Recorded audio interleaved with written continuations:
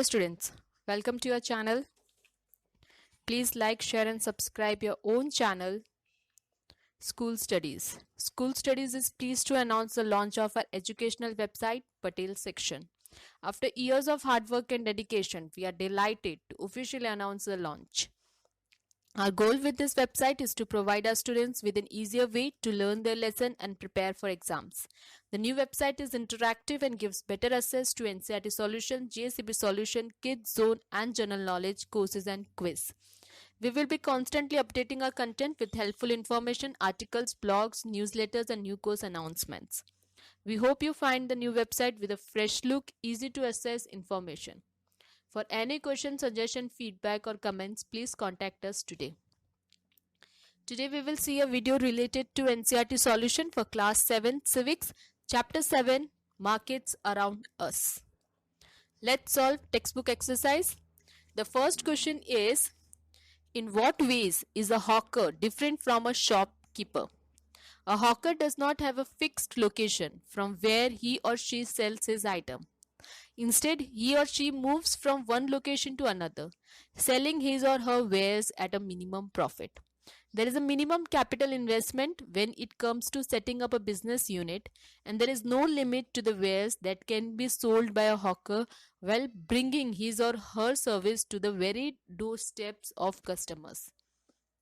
A shopkeeper has a fixed building from which he or she sells his wares. Customers will come to buy their desired items to the shops.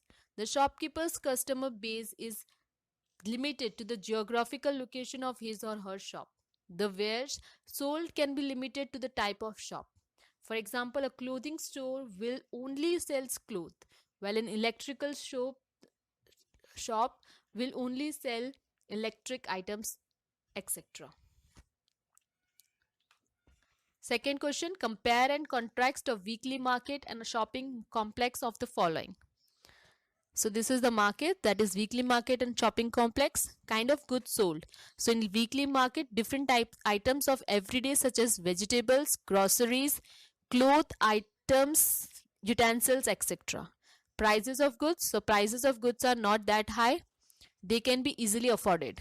Sellers, so small traders and hawkers.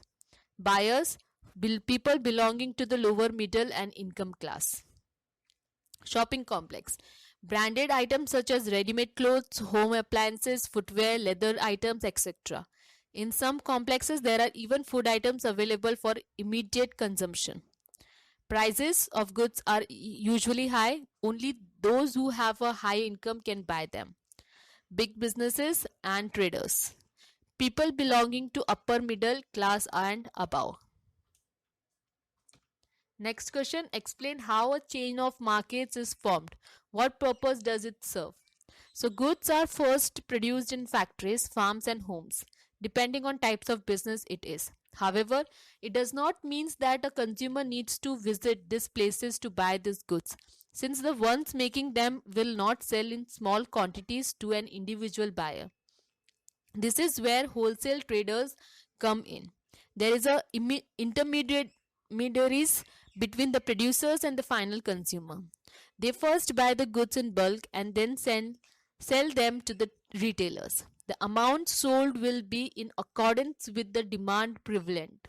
These retailers will finally sell it to the end consumers.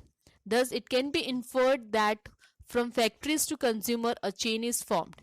This is called a chain of markets or market chain.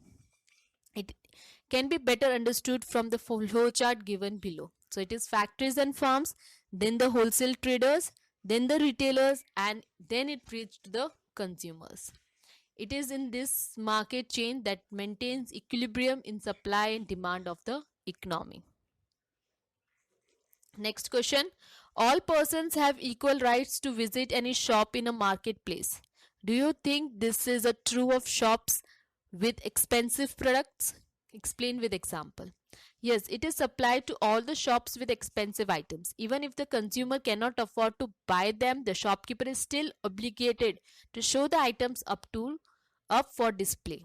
The shopkeeper under no circumstances may force the consumer to buy the item presented. That decision is slowly left to the discrimination of the consumer. An example of this can be given below. Sujata and Kavita went to an Ansel Hall for a casual visit. While exploring their way through the mall, they enter a shop which is selling branded clothes. Although they marvel at the quality of the clothes, the outlandish price tags on them made them move away to different shop selling the same for clothes at a reasonable price. Next, buying and selling can take place without going to a marketplace. Explain this statement with the help of examples. The age of internet has opened the proverbial doors to new opportunities. Now, one does not need a physical marketplace to buy and sell goods. They can now be purchased online through cards and payment apps. One can just place the order and it will be delivered to their doorstep. It applies to even local kirana stores, where with the help of a web or mobile app, one can place orders or for groceries and it will be delivered to them.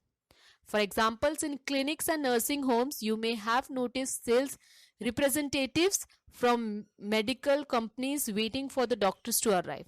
Such people are also engaged in selling of goods. Thus, buying and selling take place in different ways and does not require the physical appearance of the shop. So this was chapter 7 of NCERT solution for class 7th social science. I hope you like my video. Thanks for watching my video. Thank you. Please leave comment, question or doubts in comment section if you have any, or you can drop a mail to us. You will find my email ID at the end of this video. You can also join us on Facebook page, follow us on Instagram, connect us on LinkedIn or tweet us on Twitter. Thanks for watching my video. Thank you.